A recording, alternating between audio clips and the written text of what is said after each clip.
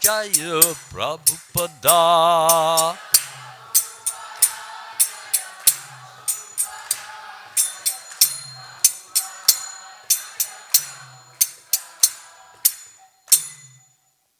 Jayam Vishnupad Paramahansa Parivjakacharya Asatar Satri Srimad. His Divine Grace A.C. Bhaktivedanta Swami Srila Prabhupada Ki Jai. ISKCON Founder Acharya Srila Prabhupada Ki Jai. All glories to Lord Shiva. Om Namo Shivaya. Om Namo Shivaya. Om Namo Shivaya. So now we can all sit up and I will begin the talk for tonight. For those who may not know, there are three predominating gods, or three predominating principles over the universe. One is Lord Brahma, who creates the universe.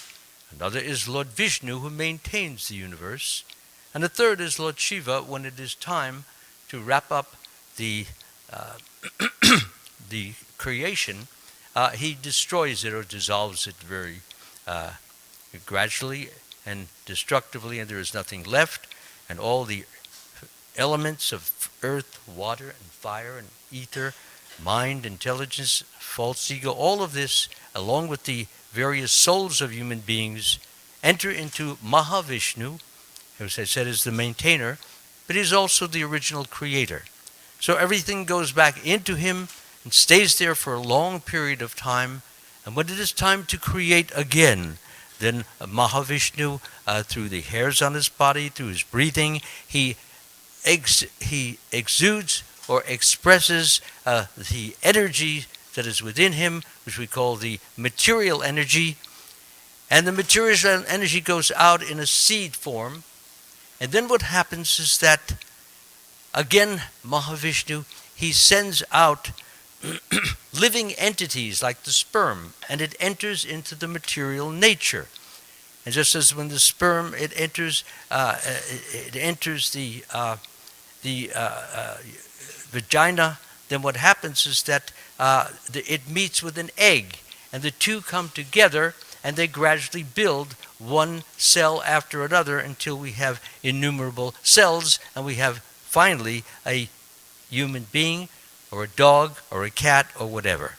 So it's the same process, actually. The Lord is injecting into the material energy all these living entities who have the source of energy which activates all of these different souls and activates the different structures of the universe. Now, Lord Shiva, as I said, his business is to destroy the universe when it is time to do that. He is also known as a controller of destruction. So that is his business. And Lord Brahma's business is to, under the guidance, under the direction of Lord Krishna, he gradually creates the universe. And there are a number of different creations of the Lord, or incarnations of the Lord. So, as I said, we have Mahavishnu, also known as Karanadakashaya Vishnu. And then we also have Garbhodakashaya Vishnu. Each of these Vishnus serves a different position. So I've already spoken about Mahavishnu and Garbhodakashaya Vishnu. His job is to regulate and direct all these planets that are in the universe, to make sure they are working the way they should, to make sure that they are doing what they should, and to make sure that everything is run according to the plan of the Supreme Lord. And then we have Kshiradakashaya Vishnu. And all of you know him very well, but you may not have met him. And one of these days, we all might meet him, because he's sitting right in our heart, right next to us, the soul. And his business is to guide us and help us to come back home, back to Godhead, to the spiritual world. We have come here out of making a very wrong and very foolish decision, which has ended in much misery and much suffering and trouble and difficulty for one purpose, namely, to feel what it's like, to experience what it's like to be a Lord. So there is the Supreme Lord, of course, who is always being honored and glorified and distinguished and admired. And so what happens? The living entity wants to taste that. He wants to know, what does it feel like to be in such a position? So you have to come down to this world. And it's a bad deal, actually. So how does one feel the sense of being a Lord? Well, he becomes someone very popular or very famous or very glorifiable. For example, movie stars or sports stars, thousands and thousands of people roaring applause. It gives them a sense of being superior, greater, higher, bigger, because who else is getting that? Very few. So different persons try to strive for, whether it's a political position or a sports position, or as I said, it could be a lawyer position, but he gets the sense, he gets the feeling of knowing this greatness. But at the same time, that greatness does not last. And because it does not last, as the person wanes, frustration sets in, and from frustration or disappointment, one becomes very depressed and needs various types of medications in order to raise him or her from that position of depression. Sorry about this. That's okay. It's only about 20 minutes of germs, that's all. So, sorry. So that's exactly what happens. Kshira Dakashaya Vishnu, known as the Super Soul, or Antaryami, lives in us and guides us. The children have to be taken out if they can't keep quiet, because there are other persons who want to listen. If she can keep quiet, her adorable presence will be acceptable. So, anyway, what happens is that this super soul is within our own heart, and the super soul feeds the soul. His bliss, his ecstasy, his joy, his happiness, his peacefulness, his strength. And so when we, the soul, feel that, we feel very, very happy. However, normally we don't feel it, and that is because we chose to act independently of the Supreme Lord.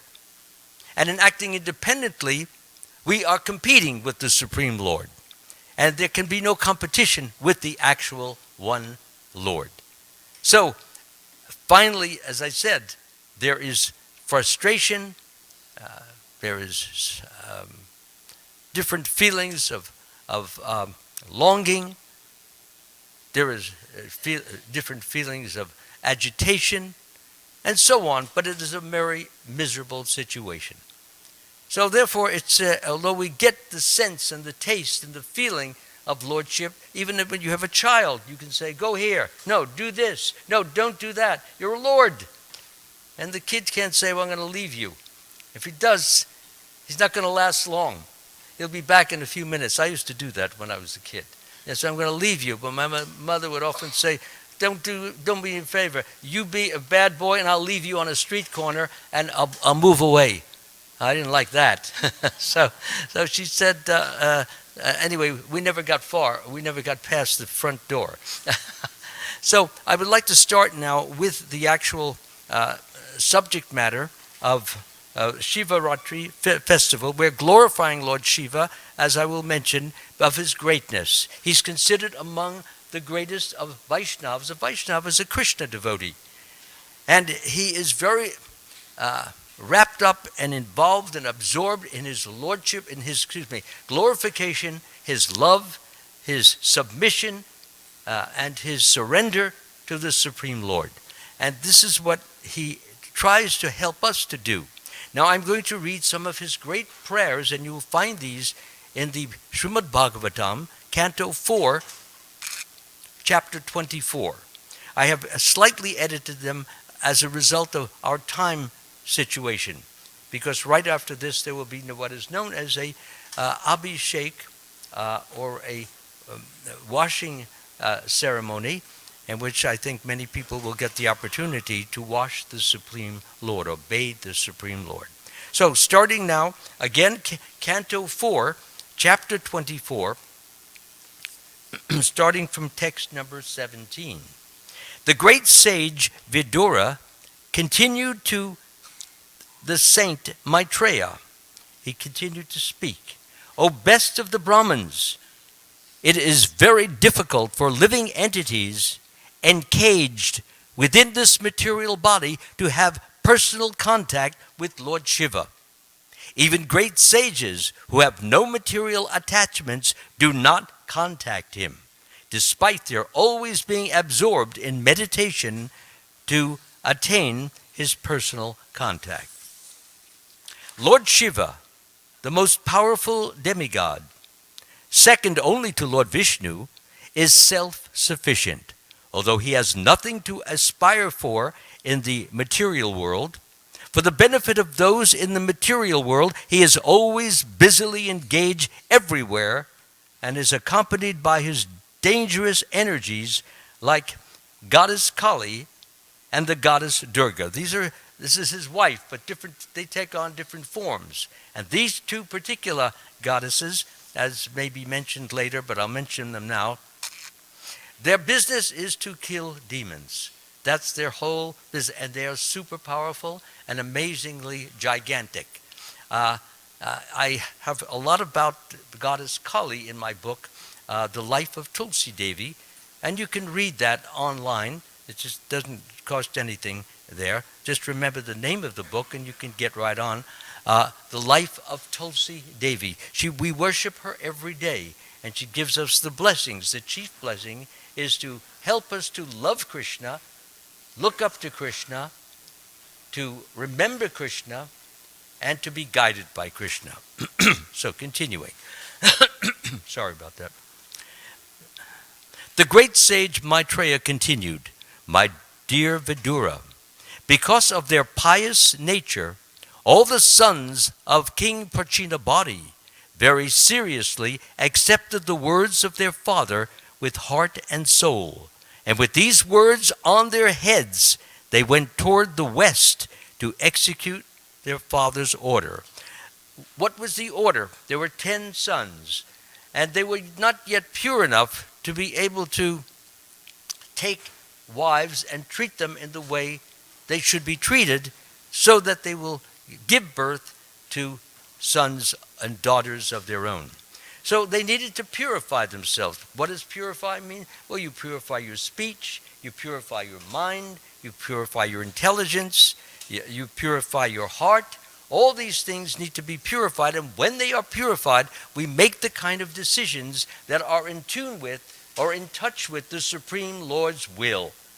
And that's what everyone should be striving for. How can I do God's will? Because God is perfect.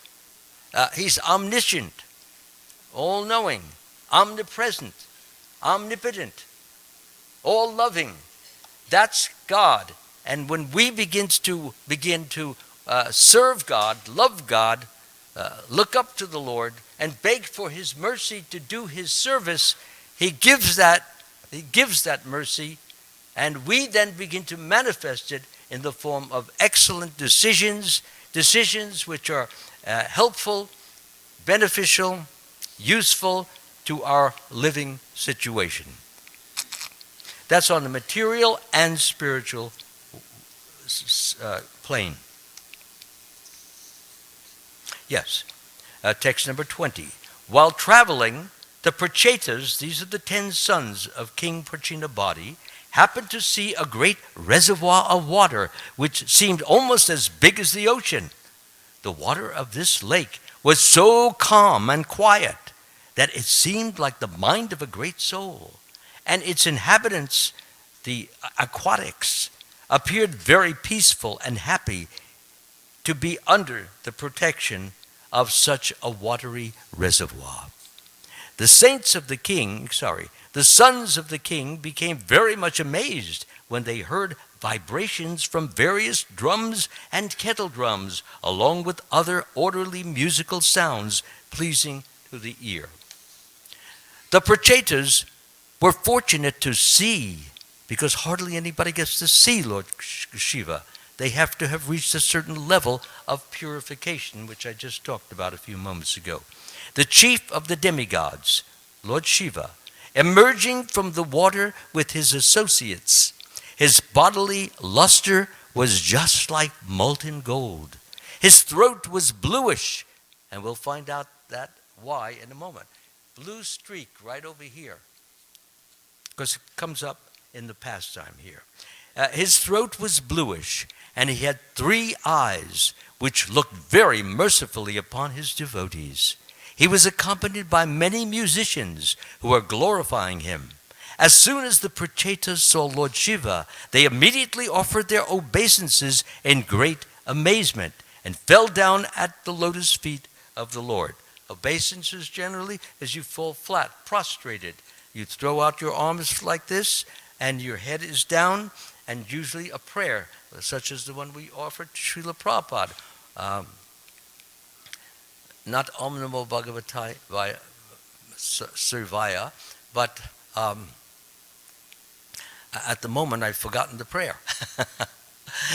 But the basic prayer that we sing or that we say, it will come back to me probably, is we offer our respectful obeisances to His Divine Grace, A.C. Bhaktivedanta Swami Srila Prabhupada, who is very dear to Lord Krishna and is ever at his lotus feet. So,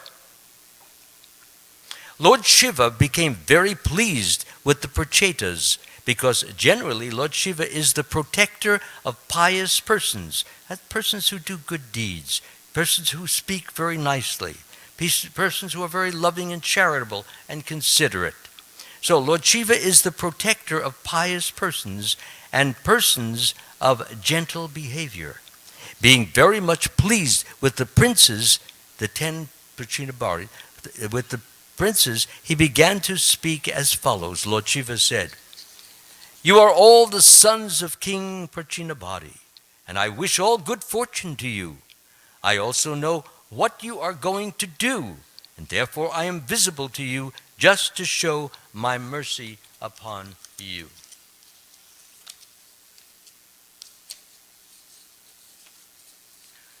Lord Shiva continued, "Any person who is surrendered to the Supreme Personality of Godhead, Krishna, the controller of everything, material nature as well as the living entity, is actually very dear to me. You are all devotees of the Lord, and as such I appreciate that you are as respectable as the Supreme Personality of Godhead himself. I know in this way that the devotees who also respect me and that I am dear to them. Thus, no one can be as dear to the devotees as I am. Now I shall chant one mantra, which is not only transcendental, pure, and auspicious, but is the best prayer for anyone who is aspiring to attain the ultimate goal of life. When I chant this mantra, please hear it carefully and attentively." It's coming up. Lord Shiva addressed the Supreme Personality of Godhead with the following prayer. He's talking about Krishna now. "O Supreme Personality of Godhead, all glories unto you. You are the most exalted of all self-realized souls. Since you are always auspicious," we all know what the word auspicious means. It means to be favorable, like lucky. Good things happen, okay? So when a person offers a prayer of auspiciousness, it often means good health, good strength, good vitality, good working intelligence, all those things which we call very beneficial. I wish that you be auspicious for me." That's Lord Shiva. He's talking to Lord Krishna now. "You are worshipable by virtue of the all-perfect instructions you give. You are the super soul." That's the Lord in the heart here. "Therefore I offer my obeisances unto you as the supreme living being. My dear Lord, I wish to see you exactly in the form that your very dear devotees worship. You have many other forms, but I wish to see your form that is especially liked by the devotees. Please be merciful upon me and show me that form, for only that form worshipped by the devotees can perfectly satisfy all the demands of the senses. That's a very interesting statement. That when one gazes at, stares at, looks at the form of the Lord, vibrations come showering into the viewer. So, for example, when you gaze at, we have that door closed? Thank you. When we gaze at Lord Dwarkadish and Mother Rukmini, and it's not just gazing, but it's looking at them in a feeling, in a mood of gratitude, a mood of glorification, a mood of love, a mood of peacefulness. So when we do that, the Lord pays attention. It's like if I start looking at you like this, you're going to look at me. You won't be able to avoid it. So then this exchange is taking place. And when he gives us his glorifiable glance, what happens is that we begin to feel the peacefulness of him. It's like when rain comes, we feel the coolness of the rain. When the Lord shines or showers his mercy upon us, we feel his peace, his strength, his love, all the good things, and it makes us feel what constitute as real, true happiness. Happiness is not just, taking a sip of Coca-Cola and think that you're happy. That's a false form of happiness. Of course, it lasts as long as the caffeine and the sugar lasts, which is maybe a few minutes, and then that's the end of that, and you have to get another one. And so that's not the kind of happiness that is being spoken about here. The happiness that I'm speaking about is the same that I spoke about in the early part of the talk, which is when the supersoul, the God within the heart, lovingly, kindly, sweetly shines or showers his love into the soul. And when the soul feels that love, the happiness is right in here. A liberated soul is not attracted to material sense enjoyment, but is always in trance, enjoying the peace and the joy within. In this way, the living entity enjoys unlimited happiness because it's not an ordinary type. And not only is that, but it circles the entire body from the heart area.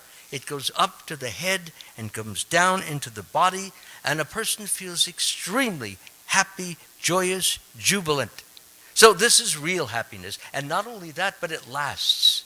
Lasts in the sense that it may not be as intense as it was at that time, but he always has this jubilant, joyful, happy, satisfied feeling. This is what everyone wants. We want to feel satisfied, not for 5 minutes with the Coca-Cola or Pepsi or whatever is your liking, not for any of that, but for the real happiness, which we call truth happiness, and which lasts throughout our entire life. And when we are ready to leave this world, what happens is that happiness goes with us because it's a part of our soul. The super soul rained down into the soul, and the soul is feeling those wonderful qualities that I have just mentioned. Okay? So, I'll move on now. So we all know now what real happiness is, which is of the innermost region, and false happiness, which is external, and which gives us a momentary, or maybe a half hour, or maybe an hour of happiness, or maybe you go and watch a basketball game, a football game, and you have some happiness there, but then when the game ends, where is the happiness? We have to go searching for something new, so then we turn on the radio, turn on the TV, to get something stimulating in my ears, or some roses, flavors, or fragrance in my nose. All of these things are temporary. And it causes us frustration, because you have it, then you don't. Now you're striving to get it, and there's a sense of agitation. Will I get it? And when we finally have it, we finally feel relaxed and relieved, but for how long? Again, the same cycle begins. So, continuing on this. My dear Lord, your 2 lotus feet. By the way, this is it doesn't mean his feet are made of lotuses. Most of us are familiar with this kind of metaphorical language.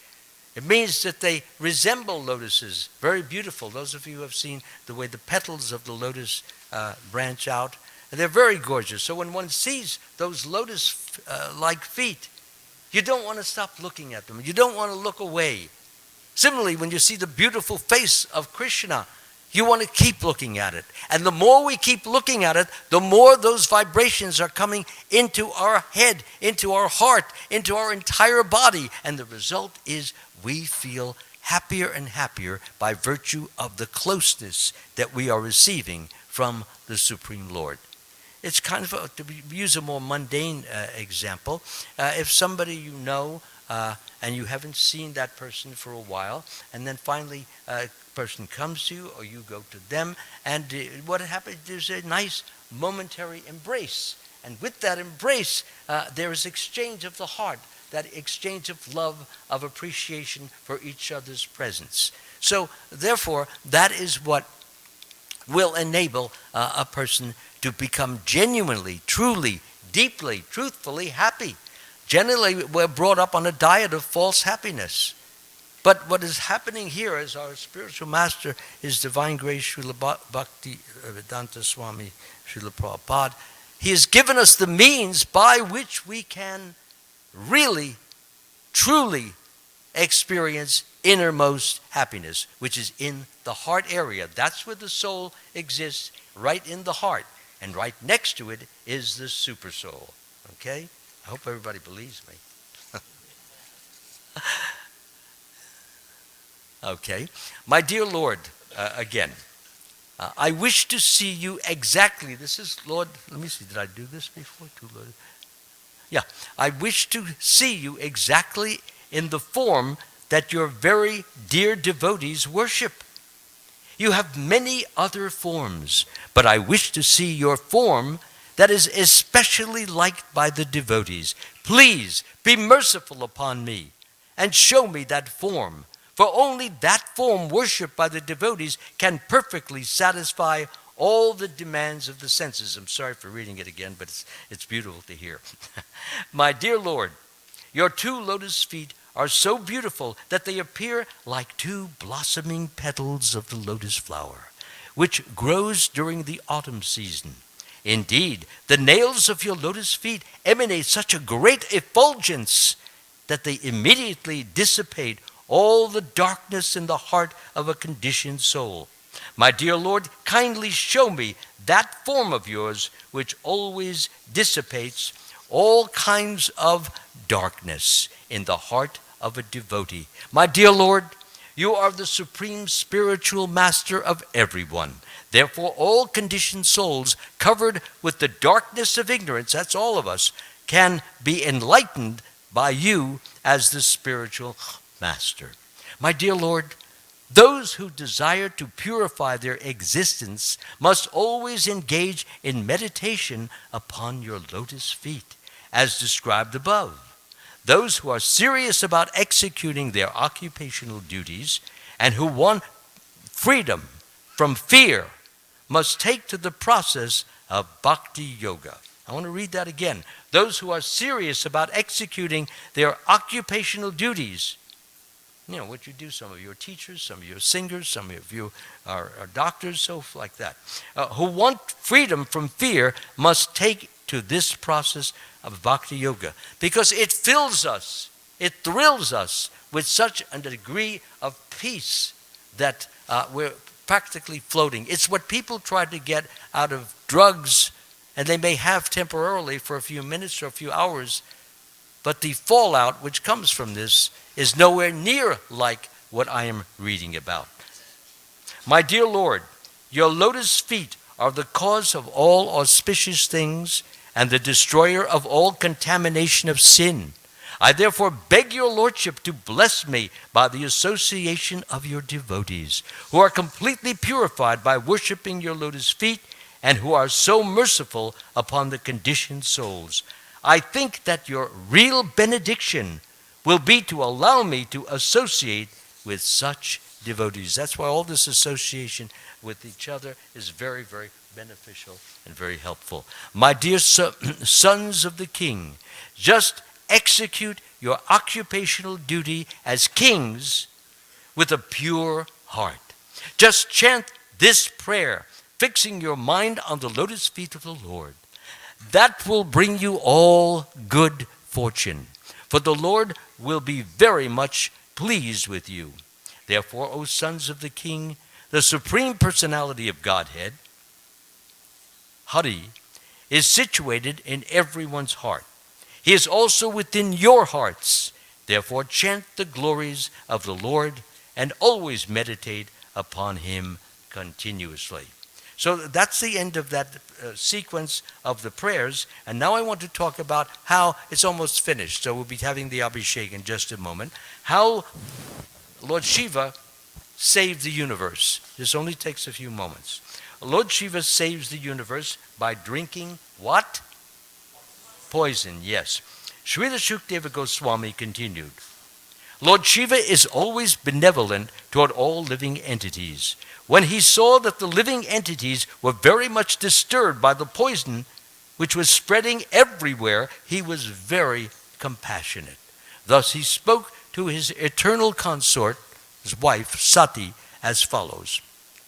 Lord Shiva said, My dear Bhavani, that's her name, just see how all these living entities have been placed in danger because of the poison produced from the churning of the ocean of milk. The reason they were churning is they were trying to get from it what we call nectar, or a drink of that leads or gives immortality. So you can live for thousands and thousands of years until it's time to wrap up the universe and again sleep for a while, like millions of years, and then come back to this world. So Lord Shiva said, My dear Bhavani, I already said that, it is my duty to give protection and safety to all living entities struggling for existence. Certainly it is the duty of the Master to protect his suffering dependents. People in general, being bewildered by the illusory energy of the Supreme Personality of Godhead. Illusory energy means you look at something and you think it's something, but it's really not. It's something else. So that's why we call it illusory. Illusory, it's an illusion, okay? People in general, being bewildered by the illusory energy of the Supreme Personality of Godhead, are always engaged in what? Animosity toward one another. But devotees, even at the risk of their own temporary lives, try to save them. Almost done. My dear gentle wife Bhavani, when one performs benevolent activities for others, the Supreme Personality of Godhead, Hari, is very pleased. So keeping this in mind, every time you do something nice for somebody, God is pleased. And when he's pleased, he makes your life much more pleasurable. And when the Lord is pleased, I am also pleased, along with all other living creatures. Therefore, let me drink the poison, for all the living entities may thus become happy because of me. Srila Shukadeva Goswami continued, after informing Bhavani in this way, Lord Shiva began to drink the poison, and Bhavani, who knew perfectly well the capabilities of Lord Shiva, gave him her permission to do so. That's very interesting. Notice the etiquette there, the respect that he has for his wife. He doesn't just go and do it, he wants her permission. And although he is, in a sense, her controller, she looks up to him like anything, but nonetheless he respects her so much that he recognizes her intelligence, her understanding, and her knowledge of his power. And that's why he says, is this okay? And she said, I know your powers, go right ahead. Srila Shukdeva Goswami continued, I just mentioned that. Thereafter, Lord Shiva, who is dedicated to auspicious, benevolent work for humanity, compassionately took the whole quantity of poison in the palm and drank it. This is the poison spreading all over the world. He put his hands like this and willed that it all entered his hands. And once it entered his hands, he drank and drank and drank and drank. He didn't get drunk. He just took it in and got his little streak of blue on his throat. And that's why he's called Nilakanta. That's one of his names. Srila Shukdev Goswami continued, after informing Bhavani in this way, Lord Shiva began to drink the poison. And Bhavani, who already said that, thereafter Lord Shiva, who is dedicated to auspicious, benevolent work for humanity, compassionately took the whole quantity of poison in the palm of hand and drank it. As if in defamation, the poison born from the ocean of milk manifested its potency,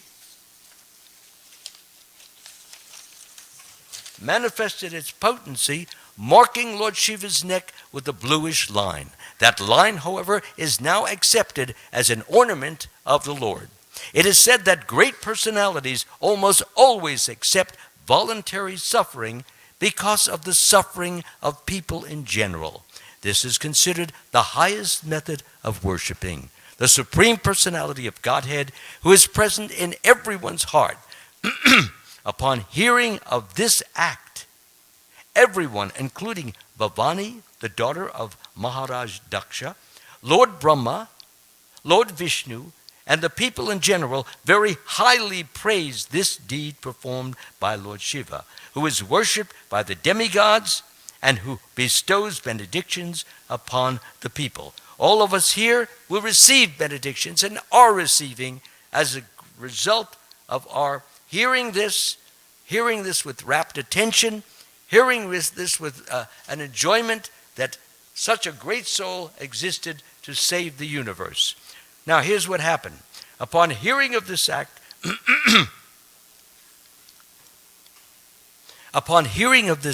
everyone, including Bhavani, I've just mentioned that part also, and the demigods who bestows benedictions upon the people. Now, scorpions, cobras, poisonous drugs, and other animals whose bites are poisonous took the opportunity to drink whatever little poison had fallen and scattered from Lord Shiva's hand while he was drinking. So that's how they got their poison, okay? And they passed it on from one after another after another. Again, I thank you all for giving me an attentive listening, and I wish you all the very best, and that you may enjoy, be fulfilled, and satisfied by this glorious pastime of the Shivaratri festival. Hare Krishna, Krishna Krishna, Hare Hare, Hare Rama, Rama Rama, Hare Hare. Thank you again. Srila Prabhupada ki jai. So we want to ask all of our sponsors, Stuart and family, and the other sponsors for tonight's Abhishekam to please come up. And we're going to ask after our sponsors line up that the rest of us can come behind them, and we'll file along this line here and begin our Abhishek. Please come up. Please come up.